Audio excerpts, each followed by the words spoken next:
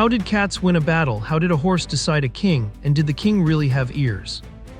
This is the second episode of our Achaemenid Empire series. The death of Cyrus the Great in 530 BCE left the Persian Empire in the hands of his son, Cambyses II.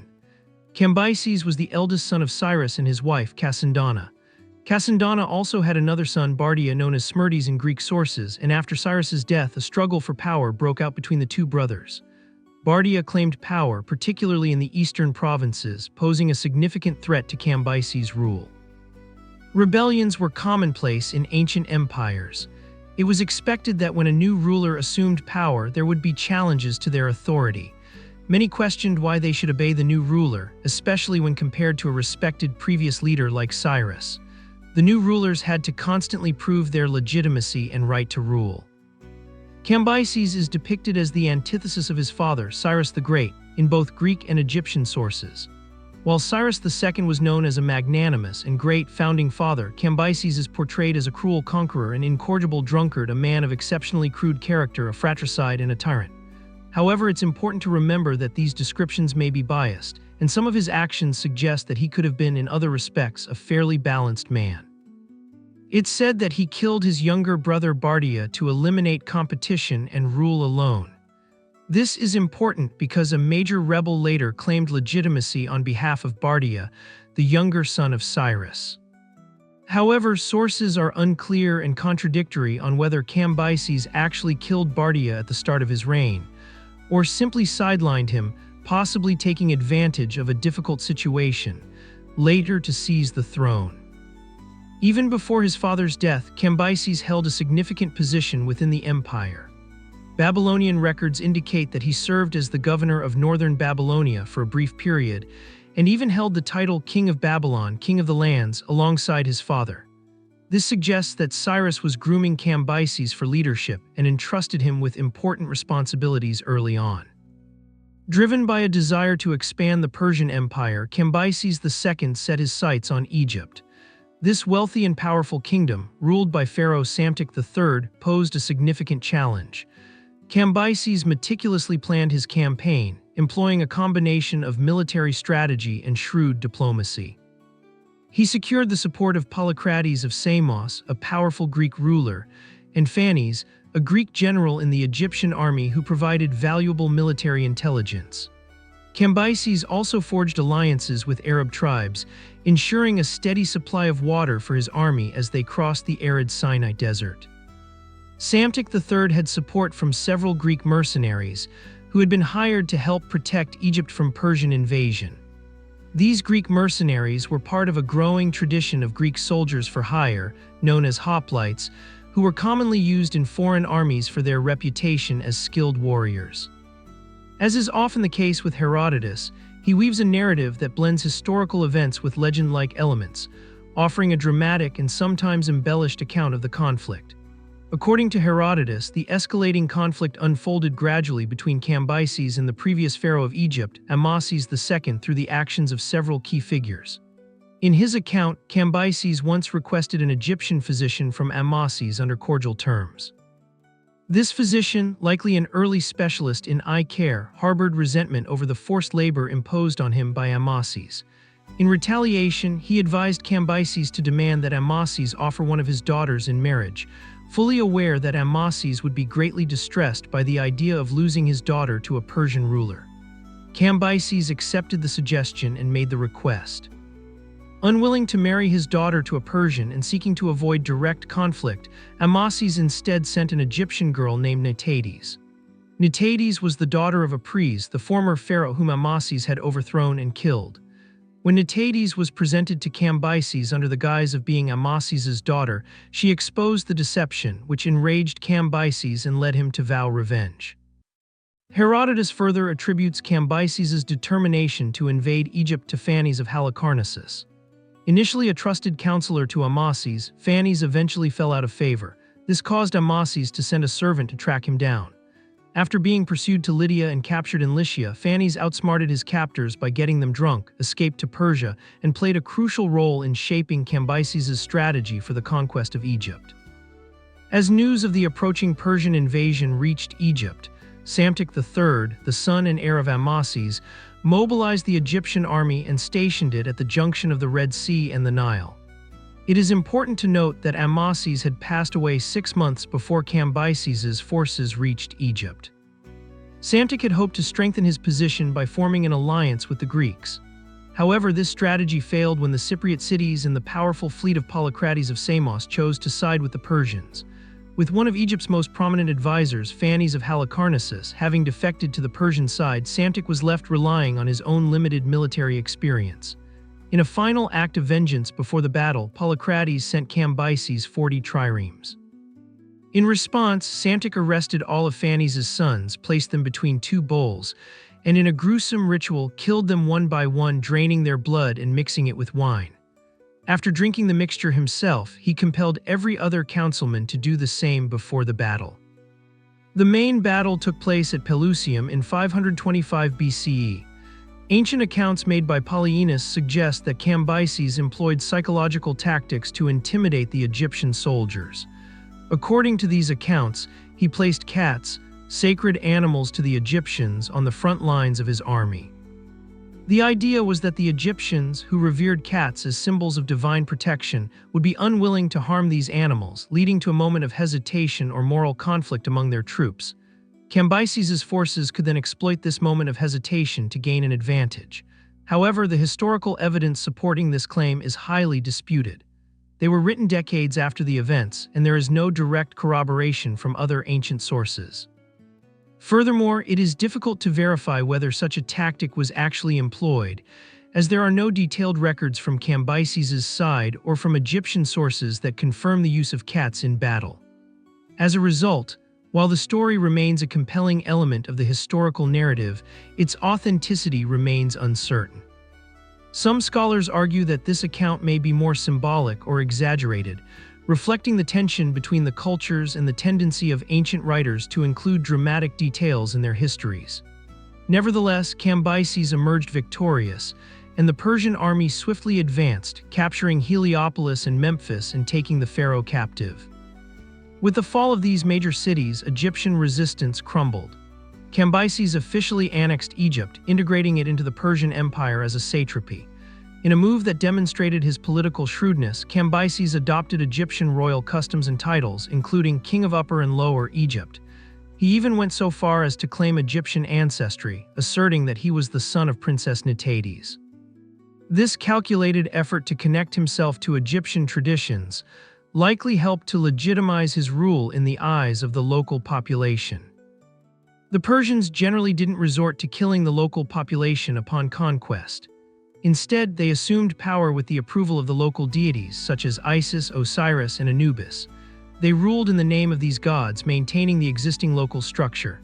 This approach was consistent whether in Babylon or Memphis, even involving the construction of monuments and obelisks inscribed with declarations that the gods had re-established order.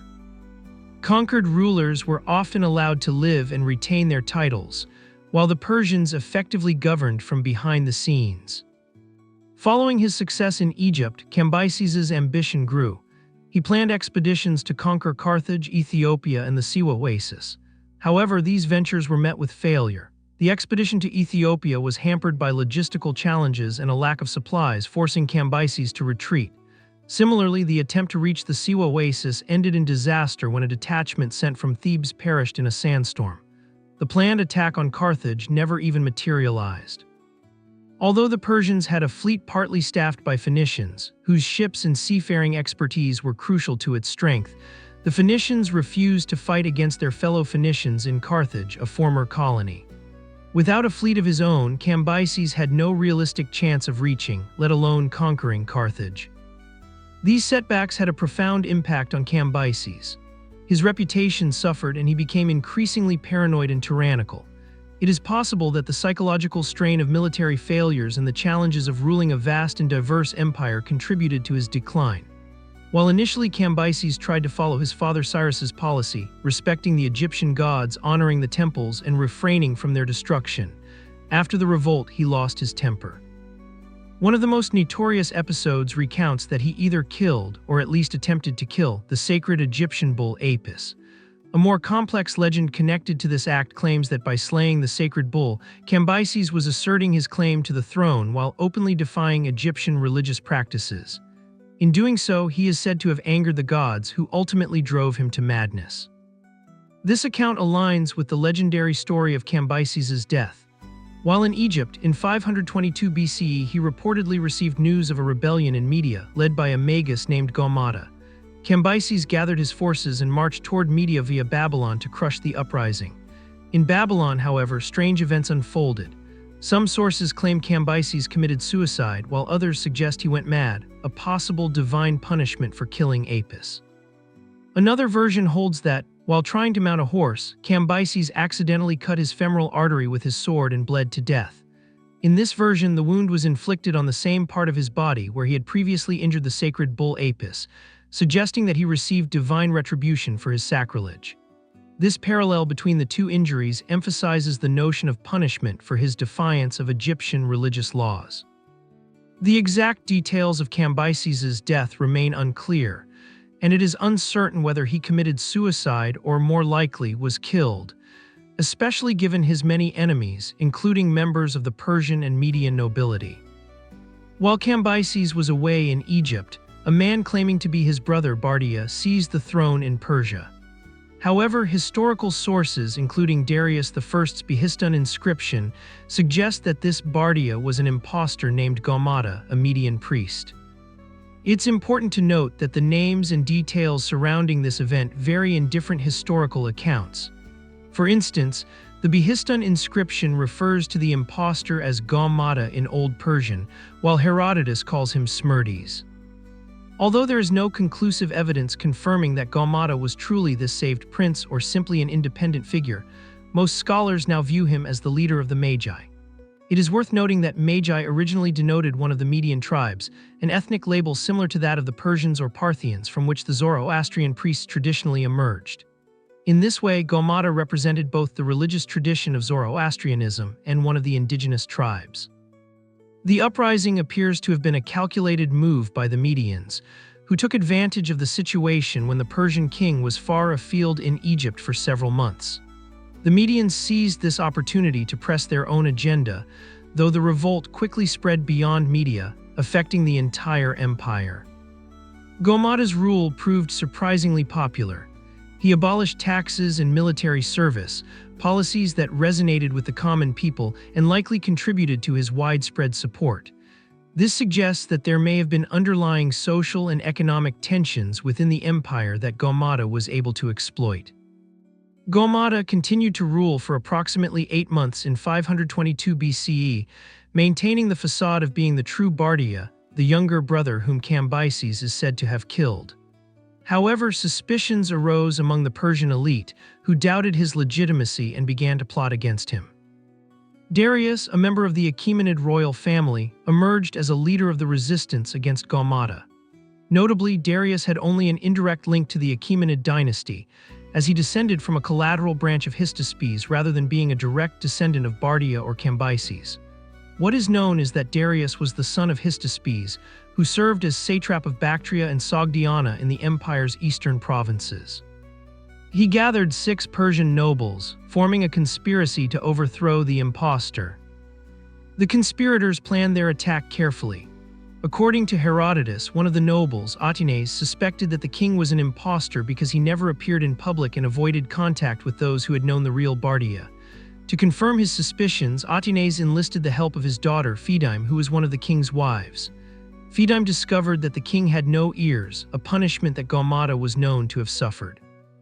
This confirmed the impostor's identity and strengthened the conspirators' resolve. The conspirators stormed Gaumata's stronghold, a Median fortress believed to be Sikyovati. In a daring move, Darius personally killed Gaumata, eliminating the threat to the Achaemenid dynasty and securing his claim to the throne. Following the coup, Darius declared himself King of Kings in 522 BCE. He asserted his legitimacy through divine right and ancestral lineage, claiming that the god Ahura Mazda had chosen him to rule, as documented in the Behistun inscription. This inscription, commissioned by Darius between 522 and 486 BC, provides a detailed account of his rise to power, including his suppression of the rebellion led by Gaumata. However, as a self-serving account by Darius, it may be biased towards legitimizing his own claim to the throne.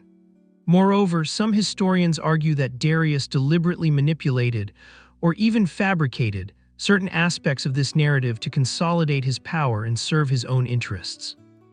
According to Herodotus, after the impostor was killed, the conspirators gathered to debate the political future of Persia. One of them argued in favor of a popular government, another proposed an oligarchy, but Darius ultimately won with a speech in favor of maintaining the traditional monarchy. Once they agreed that Persia would remain a kingdom, they supposedly decided to choose the next monarch by a game of chance. Each of them would ride their horse to a designated spot, and the man, whose horse neighed first after dawn, would be crowned king. However, Herodotus and later sources claimed that Darius cheated to ensure his victory. There are two different versions of how this happened, and in both a handler named Obares played a key role.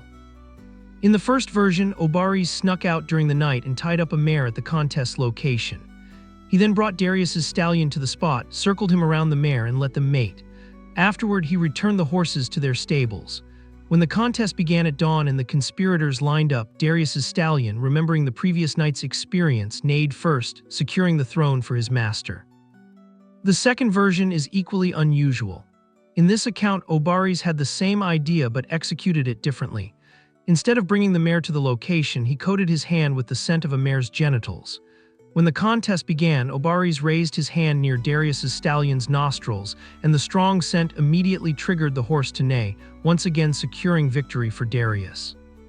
Historians remain uncertain whether this contest actually took place, just as they debate whether Bardia was a legitimate king or truly an impostor from the Magi. What is certain, however, is that Darius I went on to become one of the greatest rulers of the Achaemenid Empire. This episode was filled with legends and myths, intertwined with the history of Cambyses II and the Persian Empire. I hope you enjoyed this fascinating look into his reign, filled with drama and intrigue. In the next episode, we'll dive into the reign of Darius the Great. Be sure to subscribe so you don't miss it, and thank you for watching.